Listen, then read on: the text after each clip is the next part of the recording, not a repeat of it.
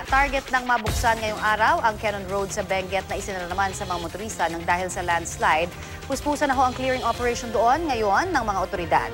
May ulat on the spot si Von Aquino. Yes, Connie, nagdagdag na nga ng equipment ang DPWH dito sa isinasagawa nilang clearing operation upang maabot nga nila yung target na buksan ng Cannon Road ngayong araw. At sa ngayon, 3 backhoe at 2 dump truck ang doble kayod sa pagtanggal ng mga debris sa kalsada. Bahagyaring nadagdagan ang debris dahil sa magdamagang ulan. Bukod sa mga malalaking equipment, may mga tauhan pa ang DPWH na mano-manong nagpapala ng mga debris. Ang ilang nahakot nilang lupa kung hindi tinatapon sa bangin, pansamantala munang inilalagay sa tabi ng kalsada na magsisilbing barrier o pangharang. Kung hindi man daw nila mabuksan ang Cannon Road ngayong hapon, target pa rin nilang buksan ito anumang oras ngayong araw. Narito ang pahayag ni Engineer Alexander Castañeda. Yun, hopefully nga, we can target it to open it today. May mga personnel kaming mag-traffic na 24 hours para may assure natin. Kasi once open to, day and night yan. Daming dadaan. Lalo na, Friday is a holiday. Then Saturday, Sunday.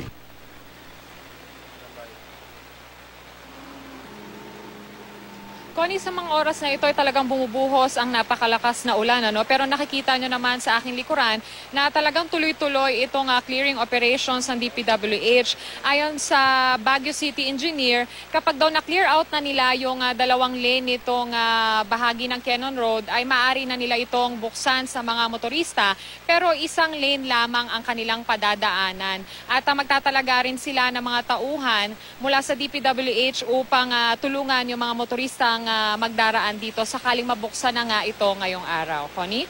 Yes, Von, matanong ko lamang kasi alam mo medyo madalas na nangyayari yan talaga dyan sa Cannon Road. Ano daw ba ang gagawin na pangmatagalang solusyon nang sa gayon ay mabawas-bawasan o kaya talagang totally ma-eradicate na yung ganyang mga aksidente dyan?